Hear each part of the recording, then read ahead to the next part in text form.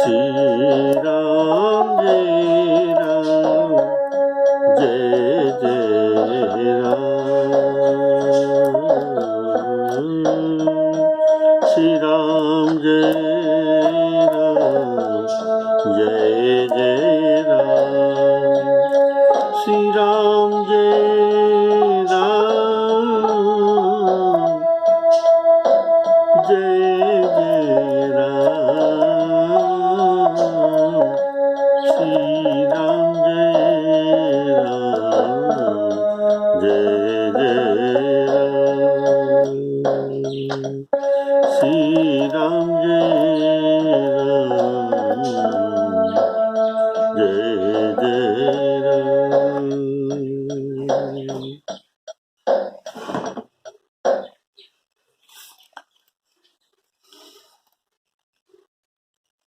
सभी श्रोता बंधुओं को सप्रेम राम राम कहते हुए आज का राम कथा शुरू करने जा रहा हूँ। प्रेम से सुनते रहिए। बोले श्याम रामचंद्र की जय। अगले एपिसोड से आप शूर्पणखा के प्रसंग सुन रहे हैं। शूर्पणखा के जन्म के बारे में आपने कुछ सुना और ये शूर्पणखा रावण का बहिन, दुष्ट हृदय वाला। तो ये घूमते घूमते एक बार पंचवटी को गई और वहां राम लक्ष्मण जी को देखा। उनके रूप पर ये मुग्ध हो गया, उन पर द्रवित हो गया। बोले श्यावर रामचंद्र की जय।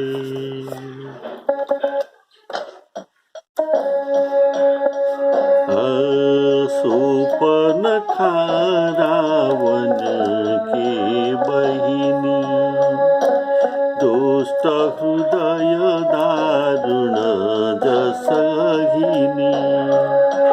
पंचवटी सो गई एक वारा, देखी विकल भई जुगल कुमार।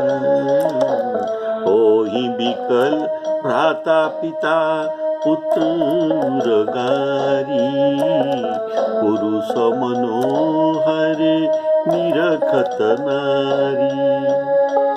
होई विकल सक मन ही न रोकी, जिमि रवि मणि द्रव रवि ही बिलोकी। श्री राम जय राम जय जय राम।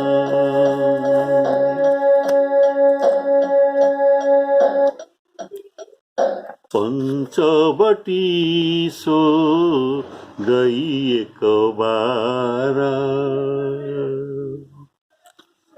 इसका भाव है जैसे अध्यात्म रामायण में लिखा गया है। एक दिन पंचवटी के पास गोमती नदी के तीर पर श्री राम जी के कमल वज्र और अंकुश की रेखाओं से युक्त चरण चिन्ह को देखकर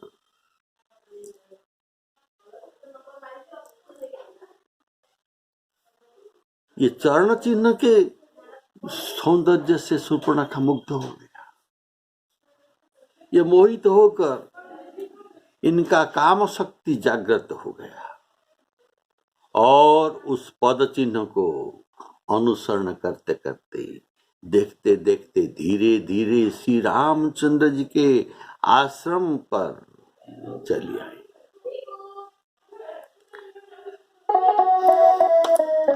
एकदा गोमती तीरे, वाल्मीकि जी लिखते हैं, ये अध्यात्म रामायण का बात है। एकदा गोमती तीरे पंचवट्यां समीपतः पद्मवज्राङ्कुशकानि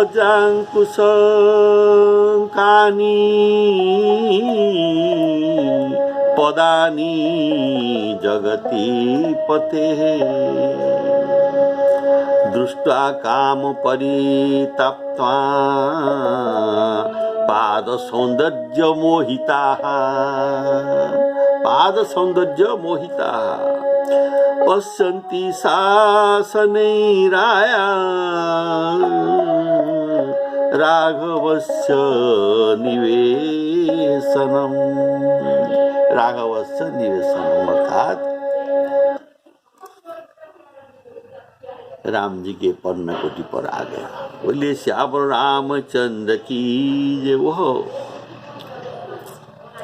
अकेले ही पंचवटी पर आई। सुपर्णखा के विवाह के छठा दिन, सुपर्णखा जब विवाह हुआ था उसका छठा दिन के बाद उसके पुत्र को, उसके एक पुत्र जन्म हुआ था। उनके स्वामी का नाम विद्युत जिहा। रावण ये विद्युत जिहा को मार दिया और उनके पुत्र को जनस्थान में एक लोहे के पिंजरा में कैद बनाकर रखा। एक बार फूल फल लेने के लिए लक्ष्मण वहां से गुजर रहे थे। उन्हें देखकर वह राक्षस जो सुपर्णखा के बेटा ये हंसा और लक्ष्मण जी उसे अग्निबाण से भस्म कर दिया। नारद जी ने ये सब समाचार आकर सुपर्णखा को कहा, तुम्हारे पुत्र को लक्ष्मण जी ने ध्वंस कर दिया, भस्म कर दिया। संभवतः सुपर्णखा के क्रोधित हो गया। सुपर्णखा क्रोधित हो गया और प्रभु के निकट आई। यह बात अध्यात्म रामायण में वर्णित है। पर यहाँ आते ही वह दोनों राम लक्ष्मण को देखकर सोचा, आते ही राम लक्ष्मण दोनों को देखकर सोचा, क्या सोचा? ये जुगल है और एक के पास स्त्री है और दूसरे के पास स्त्री नहीं है। अगर वही राजी न होगा तो इनके पास स्त्री है, अगर ये राजी न होगा तो दूसरा भी सुंदर है, उनके साथ भी हो जाएगा, तो दूसरा राजी हो जाएगा। शुद्ध हृदय वाली स्त्री कभी ऐसे विकल नहीं होते। दुष्टा हृदय वाली स्त्री ऐसी विकल होते हैं। बोले श्यावर रामचंद्र की जय।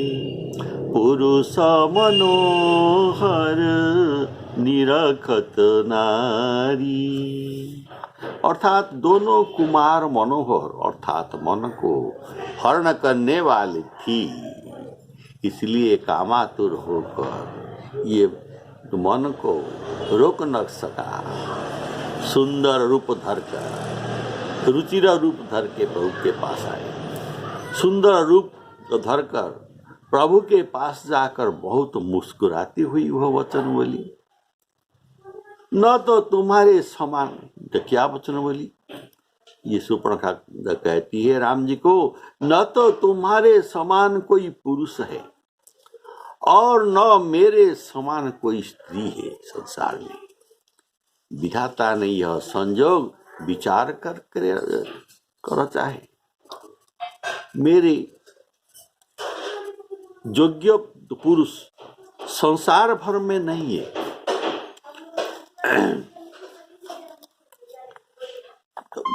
तो मैंने तीनों लोक में ढूंढ ढूंढ कर देखा, लेकिन मेरे योग्य कोई वर न मिला। इसी से अब तक मैं कुमारी हूं, कुमारी बनी रही हूं। अब तुमको देखकर कुछ मन माना, पूरा नहीं, जो कुछ मन माना।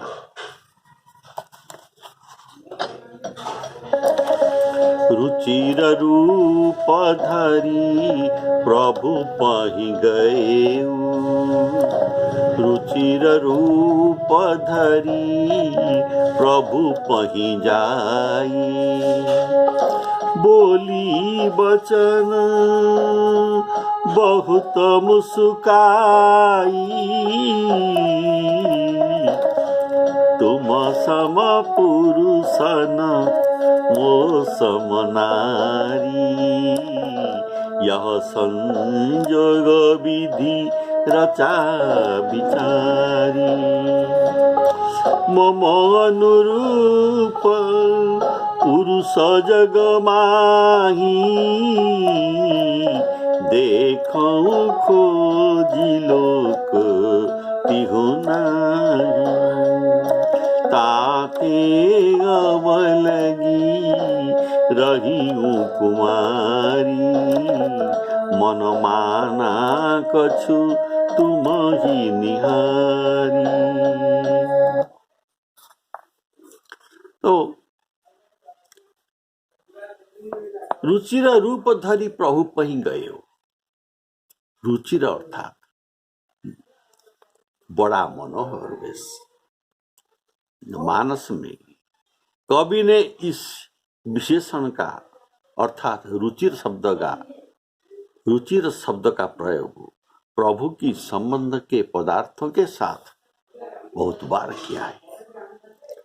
देखिए, रुचिर शब्द प्रभु के संबंध के बारे में कितने बार कहा गया है, इसमें कुछ आप सुनिए। जन्मभूमि अयोध्या, अवधपुरी अति रुचिर बनाई, अवधपुरी रुचिर है।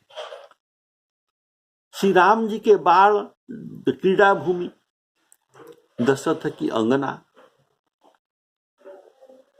बरनी न जाई रुचिर अंगनाई, तो प्रभु के बारे में रुचिरता प्रयोग है। और भी देखिए, जो बाल लीला में इनके सुंदर जो खिलाड़ी काकाभूषुंडी, इनके बारे में जो कहा गया, ये तो बाल लीला के भवन के संग है। संग तो तेही जो काकाभूषुंडी जहाँ बसते हैं, यह गिरी बड़ा रुचिर है। तेही गिरी रुचिर बसई खगसोई, भगवान की सज्जा भी रुचिर है। ऐसा सेज रुचिर रची राम पौढ़ाई, प्रभु के धनुष बाण रुचिर है, धनुष बाण रुचिर है। देखिए, धृत कर चाप रुचिर कर सायक, राजीव नयन धरे धनुषायक, धृत बर चाप रुचिर कर सायक, प्रभु के सब आभूषण भी रुचिर है। देखिए कितना रुचिर को तुलसीदास जी ने चुना, भगवान के संबंधी पदार्थों में ये लगाते हैं रुचिर शब्द को। आभूषण रुचिर चौतनी, प्रभु का पगड़ी रुचिर, रुचिर चौतनी सुभग शिर, मेचक कुंचित केश, प्रभु के बनमाल रुचिर है। उरश्रीवत्स रुचिर बनमाल, विवाह के ये समय में जो जेवनार खाने का पदार्थ, जो भोज सामग्री हुआ था, ये भी रुचिर थे। कैसा रुचिर? छरस रुचिर, षडरस रुचिर, व्यंजन बहुभांति, तो प्रभु जो अब चित्रकूट में बसे थे, ये पर्णशाला भी रुचिर है। तह रचि रुचिर परण तृणशाला। और भगवान सीता जी को कहते हैं, आप भी रुचि रहे, आप भी रुचि रहे। सुनहु प्रिया व्रत रुचिर सुशीला, मैं कछु करबी ललित नरलीला। इन सब उदाहरण में ज्ञात होता है कि प्रभु को रुचिर शब्द बड़ा प्रिय है। यहाँ तक कि शूर्पणखा प्रभु से संबंध करने आई है, उनका भी रुचिर रूप हो गया। बोले श्याम रामचंद्र की जय। ये रुचिर रूप धर कर आई है। देखिए, प्रभु के पास जो मारीच आया था, ये भी रुचिर था। सीता परम रुचिर मृग देखा, अंग अंग सु मनोहर वेश। तो इसीलिए कुछ लोग कहते हैं कि उनकी रुचिर वेश के कारण ही कृष्णावतार में, मथुरा में जो कुबड़ी को, कृष्णावतार में जो कुबड़ी भगवान को प्रसन्न किया था, उनको चंदन लेपन करके, ये मथुरा में ये कुबड़ी, ये और कोई नहीं है, ये वही शूर्पणखा है। ये रुचिर रूप बनाकर प्रभु को मिले थे, इसलिए प्रभु उसको कृष्णावतार में रुचिर बना दिए। तो कुबड़ा से, जो कुबड़ी से रुचिर बना दिए। तो शूर्पणखा कहती हैं, तुम सम पुरुषन मो सम नारी। इसका भाव है कि तुम्हारे जो स्त्री है, तुम्हारे पास जो स्त्री है, कौन है? सीता। ये मेरे सामने अत्यंत तुच्छ है। इसका कैसा रूप? ये तो विरूप है। सीता जी को कहती हैं, ये तो विरूप है। और पतली कमर वाली है, ये कोई सुंदर नहीं है। और ये असती है, ऐसा कहती है राम जी को। और वहां और ये स्त्री तुम्हारे योग्य नहीं है, तुम्हारे योग्य केवल मैं ही हूं।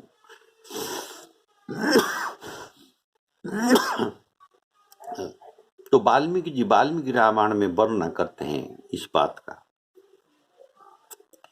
विकृता च कुरूपा च, सीता जी विकृता, कुरूपा, ये शूर्पणखा के बात है। विकृता च विरूपा च न सेयं सदृशी तव, तुम्हारे सदृश नहीं है। अहम एवानुरूपाते भार्यारूपेण पश्यमां, मुझे भार्या रूपेण आप देखिए। इमां विरूपां असतीं कराळां निम्नतोदरी, पतली कमर वाली, निम्नतोदरी, ये वाल्मीकि रामायण में। तो मन, शूर्पणखा राम जी को कहती है, मन माना कछु तुम ही निहारी। शूर्पणखा कहती है, तुमको देखकर मेरा मन, पूरा मन माना नहीं है, कुछ मन माना है। इससे वह रूप गर्विता नायिका ये प्रतिपादित होता है। सीता जी की ओर देखकर प्रभु के यह बात कही की, तो प्रभु शूर्पणखा को उत्तर देते हैं, लेकिन इनके ओर देखकर नहीं, सीता जी की ओर देखकर ये उत्तर देते हैं। ऐसा तो अवज्ञा ही होता है। जो उत्तर पूछता है उनकी ओर देखकर उनको उत्तर देना चाहिए, लेकिन ये सीता जी की ओर देखकर उत्तर देते हैं। कारण ऐसे दुष्टा के आंख के साथ आंख मिलाना नहीं चाहिए। अगर आंख के आंख मिलाना हो तो इनका दुष्ट शक्ति हमारे अंदर भी आ जाएगी। इसलिए उनको दिखना भी नहीं, उनसे आंख भी मिलाना नहीं। सीता जी के ओर देखकर प्रभु ने यह बात कही कि मेरा छोटा भाई है, ये दिव्य कुमार है, तो तुम जैसे कुमारी है। ये तो विधवा है ना, लेकिन अपने को ये कुमारी बताती है। तुम जैसे कुमारी हो, ऐसे भी हमारे भाई भी जो कुमार है लखन जी। तो सीता ही चितई कही मृदु बात, सीता ही चितई कही मृदु बात, अहि कुमार मोर लघु भ्रात। सीता जी को ओर देखने का भाव, सीता जी को ओर देखकर शूर्पणखा के उत्तर देने का जो भाव है, कुछ भाव आप सुनिए। शूर्पणखा कहा, मन माना कछु तुम ही निहारी।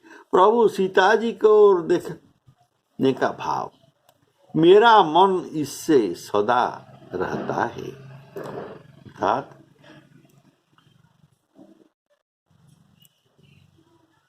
शूर्पणखा ने कहा, जो मन माना कछु तुम ही निहारी। लेकिन श्री राम जी कहते हैं, मेरा मन तो तुम्हारे साथ नहीं, मेरा मन तो इनके साथ है।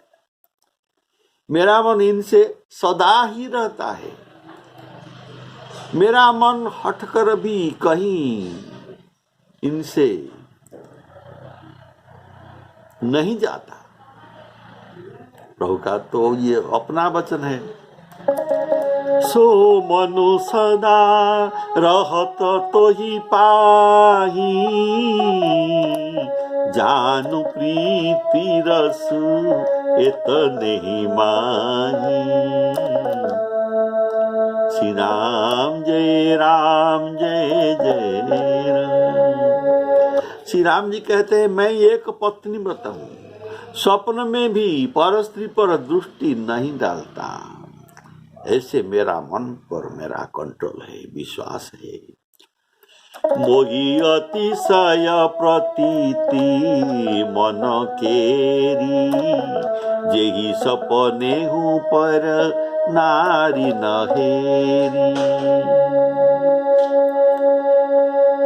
देखिए, तो वाल्मीकि रामायण में इस बात का श्लोक सुनिए।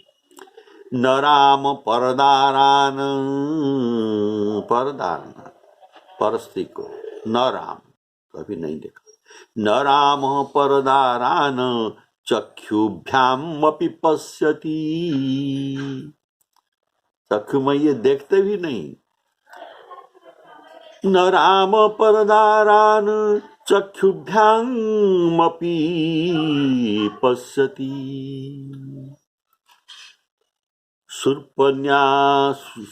शूर्पणखा माया करी, शूर्पणखा माया करी रुचि रूप लेकर ये हंसकर कहते हैं, सुपन रुचिर रूप धरी मुस्काई। और प्रभु यहाँ सीतई चितई राम, सीत ही चितई श्री राम, इनके रुचि रूप धरकर तो ये आया है शूर्पणखा। लेकिन श्री राम जी सीता जी को ओर देखकर कहते हैं, देखो मैं तो मायापति हूं। मैंने मुस्काने का भाव, वह क्यों मुस्काए, सीता जी को ओर देखकर क्यों मुस्काए का भाव है, देखो मैं मायापति हूं, ये हमारे सामने छोटी माया लेकर आई है, अर्थात यह माया में रूप धरकर आई है। लेकिन मैं मायापति, अतएव तेरी माया, इनकी माया यहाँ पर न चलेगी। इसीलिए देखकर सीता जी को हंसा। मम हित विधि सीत ही रचेऊ, मम हित तो ही कहना ही। ये कवि ये कहते हैं, राम जी कहते हैं मम हित विधि। ये जो कहा, विधि ने मेरे समान स्त्री सहित तुम्हारे लिए संबंध ही रचा है। लेकिन इसका उत्तर में श्री राम जी कहते हैं मम हित विधि तुम ही न रचेऊ, ये सीता ही रचेऊ। मम हित विधि सीत ही रचेऊ, मम हित तो ही कहनाही। यह पतिव्रत की सीमा है। मेरे सीता जी, ये पतिव्रता की सीमा है। तुम जो असती जो कहते हो ये बात ठीक नहीं, ये पतिव्रता की सीमा है, शेष सीमा पर है। लेकिन तू व्यभिचारिणी आई, तू ही व्यभिचारिणी है, ये असती नहीं है, तुम ही असती हो। देखिए कितना सुंदर बात। मम हित विधि सीत ही रचेऊ, मम हित तो ही कहनाही। यह पतिव्रत की सीमा है, तू व्यभिचारिणी आही। और एक बात है, मैं एक पत्नी बताऊं तब मैं तुमको कैसे ब्याहूं? मेरा भाई लखन कुमार है, तो मैंने कैसे एक और को ब्याह कर सकूं? कहीं लखन यह भी न सोचे कि इनके तो स्त्री है, अतः इस प्रकार इशारा किया, इनके तो स्त्री है, ये कैसे दूसरा ब्याह कर लिए? तो ये था श्री राम जी के इशारा लखन जी के प्रति। क्या अतः इस प्रकार इशारा किया जिससे लखन जी ने जान जाए कि ये सच्ची बात नहीं है, ये हास्यरस का बात है, तुम इसको सच्ची मत मानो। ये भी इशारा में जो कह दिया श्री राम जी ने। हास्यरस हो रहा है। बोलिए श्याम रामचंद्र की। हमारे पास तो हमसे सुंदर स्त्री है। तुम जो कहा सीता जी विरूपा है, ऐसा बात नहीं, ये तो हमसे भी सुंदर है। सीता जी मेरे से ही अधिक सुंदर है। ये बात तो मिथिलापुर में सीता जी के सखियों ने बताए हैं। तो कैसे राम जी ये किसी को नहीं चाहते, ये सदा नतमस्तक रहते हैं, आंख को नीचे करके ये रहते हैं। तब उनके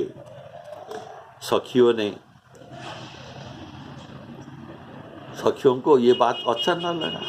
ये चाहते हैं राम जी हमारे ओर देखे और हम भी उनके ओर देखे, ये बात चाहते, लेकिन श्री राम जी देखते नहीं। तो उनके सखियों ने कहा राम जी तुम्हारे सौंदर्य के लिए तुमको जो गर्व हो ना, तुम इतना सौंदर्य नहीं है, तुम कितना सौंदर्य है।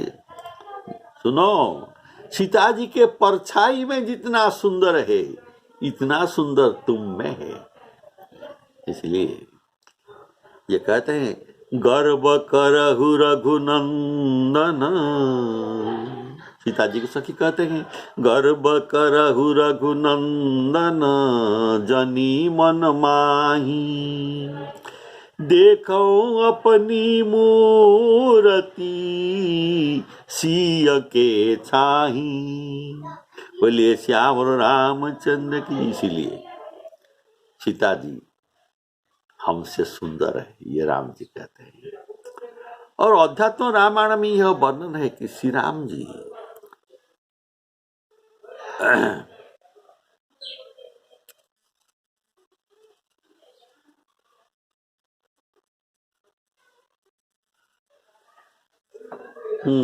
यही वर्णन है कि श्री राम जी सीता जी को और संकेत करके मुस्कुरा कर कहा कि यह कल्याणी मेरे स्त्री जो सदा मेरे पास ही रहती है, मेरे भाई लक्ष्मण अत्यंत सुंदर है जो बाहर बैठा है, तुम दूसरी पत्नी बनकर रहोगी तो सदा सब के दुख तुमको सहना पड़ेगा।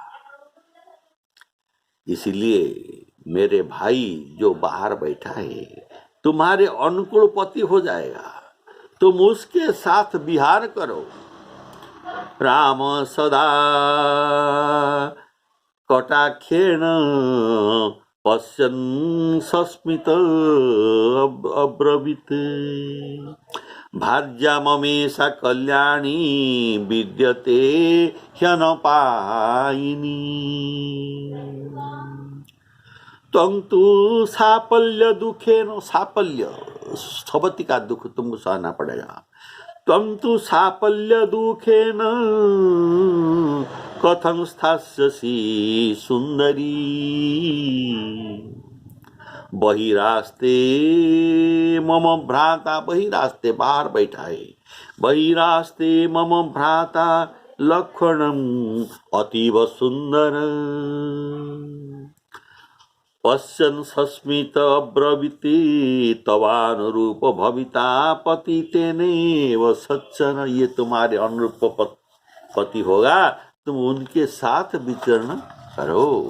बोलिए श्यावर रामचंद्र की। तो सीताराम जी की जय हो। आज इतना। श्री सीतारामार्पणामस्तु।